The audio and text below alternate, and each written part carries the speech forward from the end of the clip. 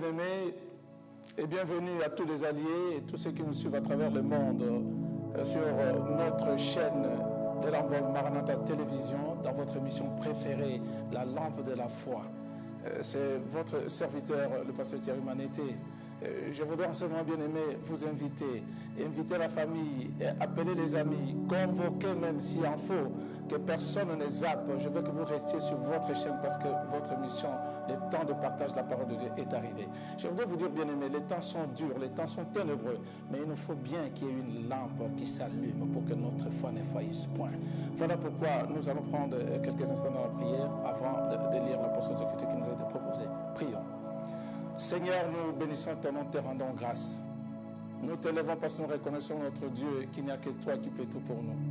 Créateur des cieux et de la terre, Dieu très saint, chez qui d'autre vient-nous, ô Dieu, car tu as la parole de la vie. Au commencement était la parole était avec Dieu, la parole était Dieu. Laisse, éternel notre Dieu, que nous puissions recommander ces moments sous la conduite du Saint-Esprit, qu'il nous illumine, qu'il nous conduise, afin qu'éternel notre, tout ce que nous pourrions faire, que toute la gloire ne revienne qu'à toi. C'est au nom de Jésus Père, à la gloire du Père, ainsi nous avons prié, nous disons Amen. Voilà, bien-aimés, nous arrivons à notre temps de partage, un temps d'encouragement, un temps d'exhortation. Rassurez-vous que nous allons passer de bons moments dans la présence du Père. Nous allons lire un passage biblique, une portion d'écriture qui nous a été proposée. Certainement, nous devons avoir quelques 5, 6, 7 versets que nous allons lire. Et je m'en vais tout de suite à ce que vous proposez. Et je vous invite, bien aimé, vous savez que j'aime la technique, j'aime la technologie, j'aime le progrès technique. Personne ne me dira qu'il n'a pas une Bible. Et je voudrais que vous preniez vos portables si vous n'avez pas de Bible en papier. Moi, j'aime cette Bible parce que quand on n'aura pas de courant, l'informatique ne pourra pas, moi je pourrai lire. Mais pour vous qui êtes là, prenez vos portables, ouvrons la Bible et nous allons lire. Nous sommes dans le livre des Psaumes, dans son chapitre 78, à partir du verset 18 à 25. Nous allons lire au nom de notre Seigneur Jésus-Christ. Verset 18. Ils tentèrent Dieu dans leur cœur, en demandant de la nourriture selon leur désir. Ils parlèrent contre Dieu. Ils dirent, Dieu pourrait-il dresser une table dans le désert? Voici, il a frappé les rochers et des eaux ont coulé, et des torrents se sont répandus. Pourra-t-il aussi donner du pain ou fournir de la viande à son peuple? L'Éternel entendit. Il fut irrité. Un feu s'alluma contre Jacob et la colère s'éleva contre Israël. Parce qu'ils ne crurent pas en Dieu, parce qu'ils n'eurent pas confiance dans son secours. Il commanda un nuage d'en bas, il ouvrit les portes des eaux, il fit pleuvoir sur eux la manne pour nourriture. Il leur donna le blé du ciel. 25. Ils mangèrent tous le pain de grain. Il leur envoya de la nourriture à satiété. Amen. C'est la parole du Seigneur. Oh bien-aimé, j'aime lire la parole de Dieu et j'aime les Écritures. Vous savez, l'ennemi dans ses stratégies, la seule chose qu'il demande à ses acolytes, c'est de tout faire pour que nous ne puissions pas lire la parole de Dieu et surtout encore de prier. Donc, en lisant la parole de Dieu, il y a quelque chose qui est en train de se passer. Ils tentèrent Dieu, je suis dans la version Louis II.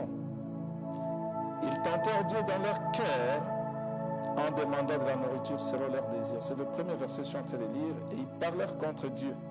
Ils dirent, Dieu pourrait-il dresser une table dans le désert? Je peux m'arrêter là. Je lisais, mais j'étais très inquiet de voir combien l'homme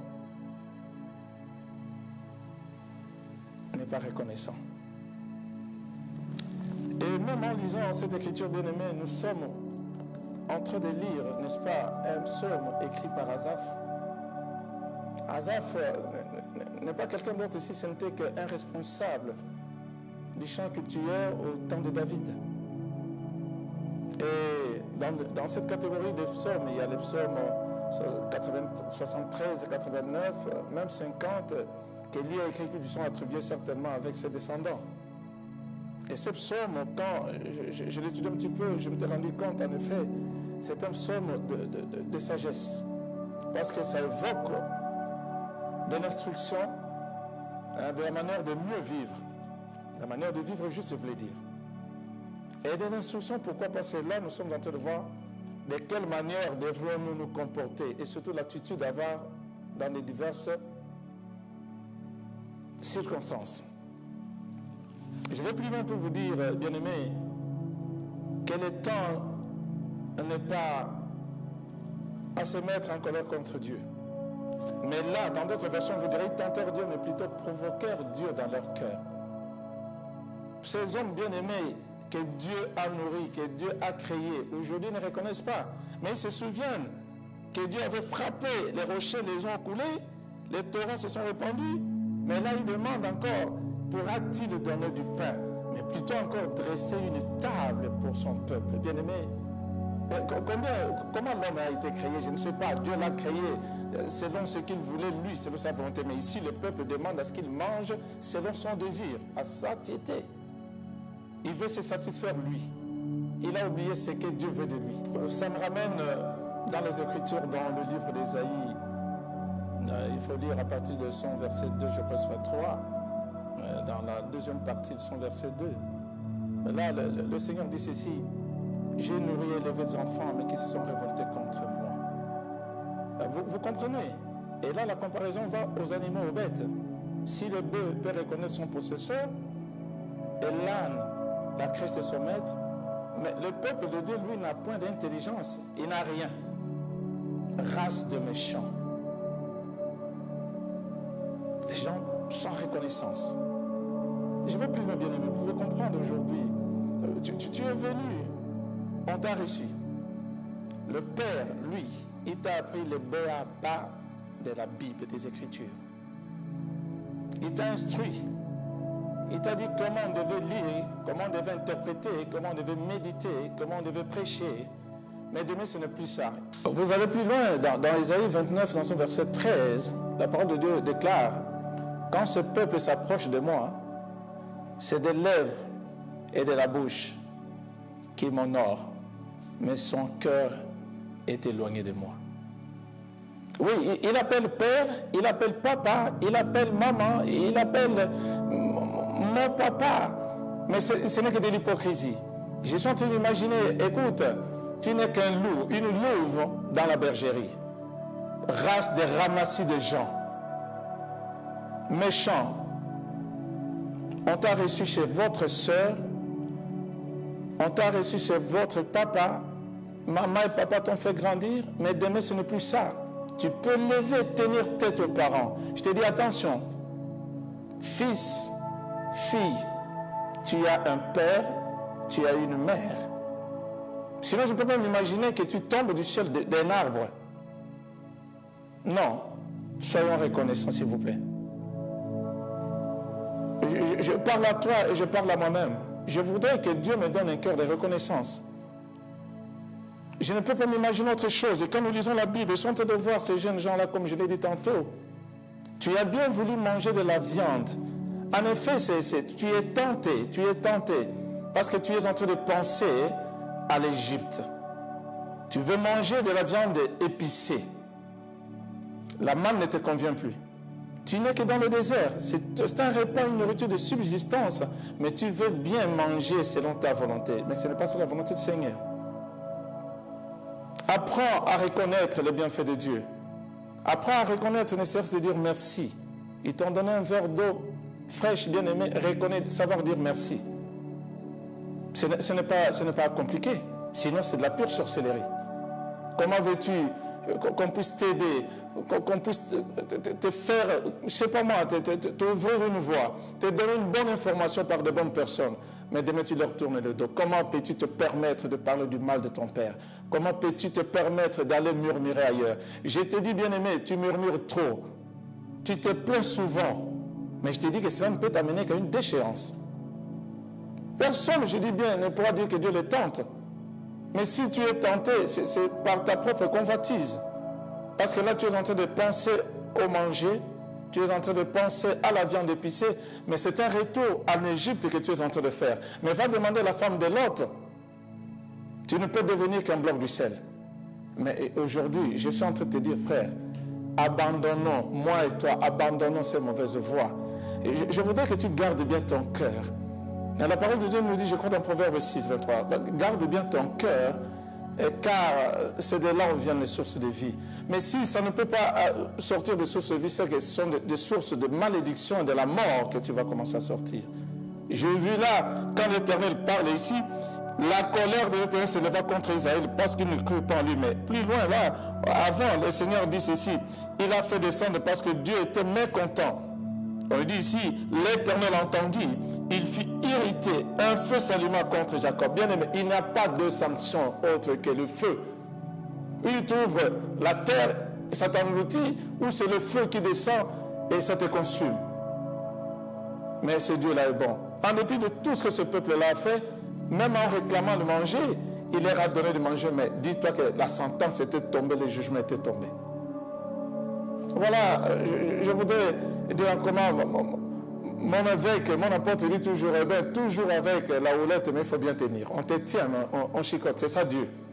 Mais ici, nous sommes en train de dire, encourageons-nous, pour dire la reconnaissance, bien aimé, c'est quelque chose de merveilleux dans la vie. Nous devons savoir où nous allons. En lisant cette parole, j'étais pris de voir les hommes qui demandaient à Dieu, je reviens au verset 19, dresser une table dans le désert. Dieu a créé la forêt, il t'a donné des arbres, mais tu veux encore que ces dieux-là viennent pour devenir charpentier, menuisier, pour te faire une table, te dresser à manger. Quelle méchanceté!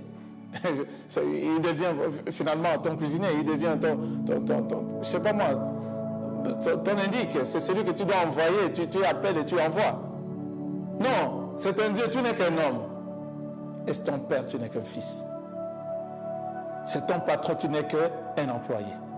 Est-ce qu'on peut avoir le temps de reconnaître les bienfaits des autres? Je reviens, bien-aimé, pour dire, le temps nous presse. Mais ce que je veux dire à quelqu'un aujourd'hui, c'est de dire, écoute, ces gens-là aujourd'hui, ceux qui ne cherchent qu'à manger, ils oublient le bienfait. Mais ils veulent encore qu'on leur donne plus alors qu'ils ne sont pas reconnaissants. Leur fin, c'est la perdition. Ils n'ont de Dieu que leur ventre. Et pour les choses périssables sur cette terre. Mais toi et moi, cela est écrit certainement dans Philippiens 3, certainement, s'il faut le lire du 8-19. Mais toi et moi, nous sommes les citoyens du ciel. À mon frère, à ma soeur qui me suit, même si tu ne connais pas encore Dieu, les gens, le peuple, là, était en train de demander du pain périssable. C'est comme quelqu'un qui rêve qu'il est en train de manger, mais lorsqu'il se réveille, il a toujours faim. C'est ce pain-là de tous les matins, toi et moi, nous sortons pour aller chercher. On ne respire pas. Mais chaque jour, nous avons faim, chaque jour, nous avons faim. Je suis en train de dire à un frère, une soeur, le temps est arrivé pour que nous puissions abandonner la politique du ventre, de chercher à manger, de chercher à nous habiller. C'est ça le siècle nouveau. Ils nous amènent à nous habiller, ils nous amènent à bien manger, mais ils oublient le Créateur. Nous n'avons rien. Oh, mon peuple meurt, faute de connaissance. Et j'aime ce que disait mon apôtre, l'évêque Jean-Claude Mossengo. Il dit ceci, le défi de ce siècle qui nous reste de ce temps, c'est la connaissance. Si tu n'as pas de connaissance, tu meurs. Mais est-ce que tu peux avoir la révélation de ton Dieu? Tu peux avoir la révélation de celui qui nourrit ta foi. Tu peux avoir la révélation de celui qui prie quand tu es absent. Tu peux avoir la révélation de celui qui te donne la bonne information. Il n'a pas mieux bien aimé, cette génération ne passera pas. Et le temps arrive, si nous ne sommes pas reconnaissants, malheureusement, je dis encore à quelqu'un, que ça serait mal faire. Le péché bien aimé, il n'y a pas de grands péchés et de petits péchés qui nous amènent à la vie. Tout nous amène à la mort. Incrédule, tu ne fais pas confiance à l'Éternel. Tu ne peux pas reconnaître son secours. Qui es-tu? Mais va demander à Job qui lui posait des questions. Non, nous pouvons avoir la foi de Job, mais ne soyons pas de Job parce que nous ne les tiendrons pas. Au moins lui a reconnu cela. Pourras-tu reconnaître le bienfait de ton Dieu? Je t'encourage de ne pas oublier ce que ton frère et ta soeur a fait hier, ce que les parents font. J'insiste sur le parent, enfant, fils, fille, nous qui sommes des enfants, reconnaissons.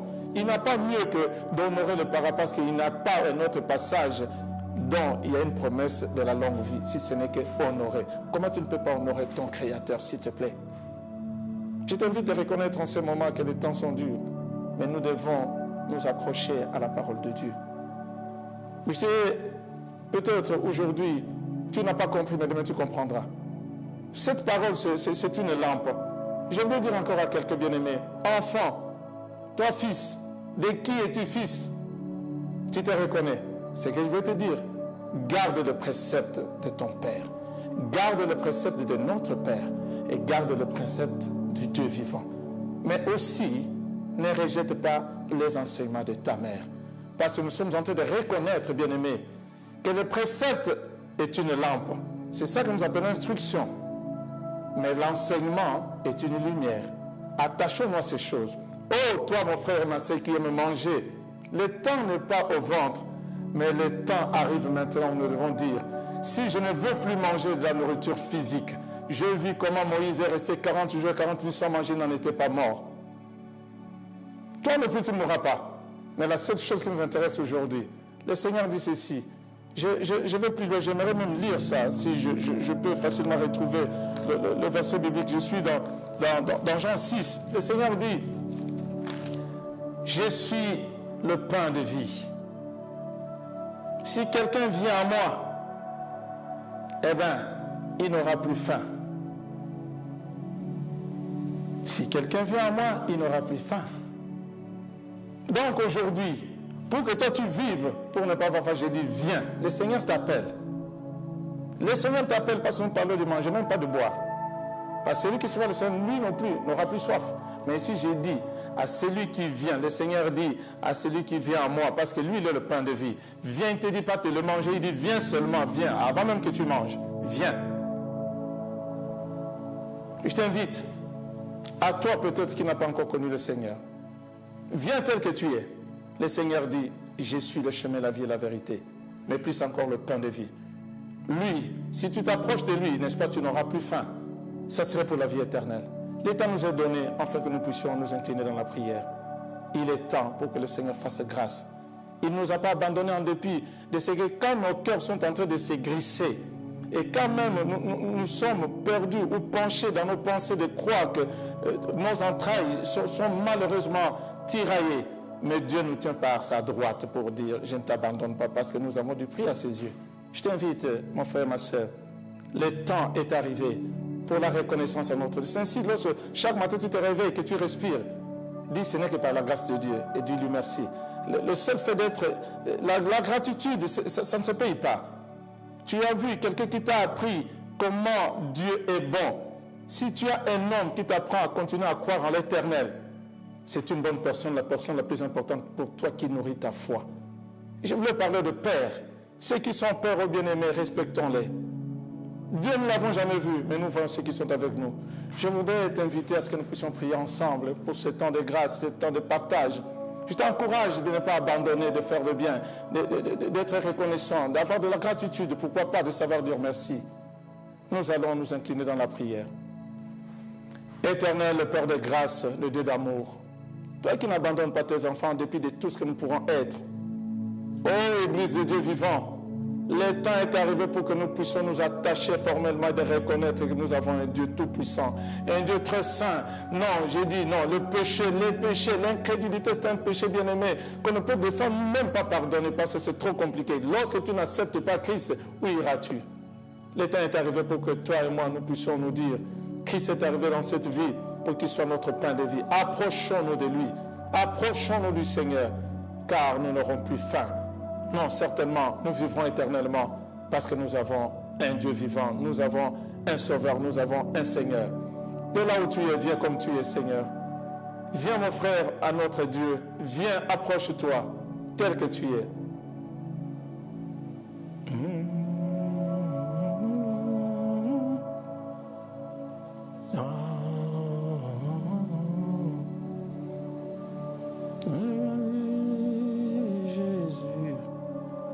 Que toi, notre Dieu. Je t'invite, mon frère et ma soeur, viens tel que tu es. Dieu n'abandonne pas ses enfants. Il hait les péchés, mais il aime les pécheurs. Tu t'es révolté hier. La rébellion, la révolte ne peut t'amener qu'à la perdition. Répands-toi, sinon tu mourras. Viens, le Seigneur te tend la main.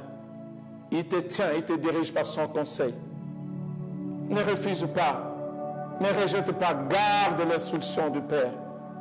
Garde le précepte de ton papa. Garde et ne rejette pas l'instruction de ta mère, les enseignements de maman. Car ce sont des lampes et la lumière pour qu'enfin nous puissions vivre et marcher dans la vérité et sur le droit chemin. Je te dis, bien-aimé, que ce temps est arrivé à sa fin. Je te recommande entre les mains du Père qu'il te fasse du bien, qu'il te tienne par sa droite et n'abandonne pas, n'oublie pas d'être reconnaissant, s'il te plaît. Dieu nous aime. Voilà, nous sommes arrivés à la fin de notre exhortation. Et ce temps de méditation, je t'ai dit, Dieu est pour toi, Dieu est pour moi, Dieu est pour nous, c'est notre Père. Il n'abandonne pas ses enfants. Laisse que ce temps puisse nous être un temps agréable. Voilà, je voudrais terminer par là pour vous dire, bien-aimés, c'était votre serviteur, le pasteur Thierry Manété. N'hésitez pas à vous abonner sur notre chaîne de l'Envol Maranatha Télévision et surtout dans notre émission La Lampe de la Foi. Likez, partagez, transférez, appelez. Faites tout ce que vous pourrez pour qu'enfin, nous avons besoin de vos commentaires pour un retour, pour que nous puissions améliorer ce temps de grâce. Soyez bénis et à très bientôt. Merci beaucoup.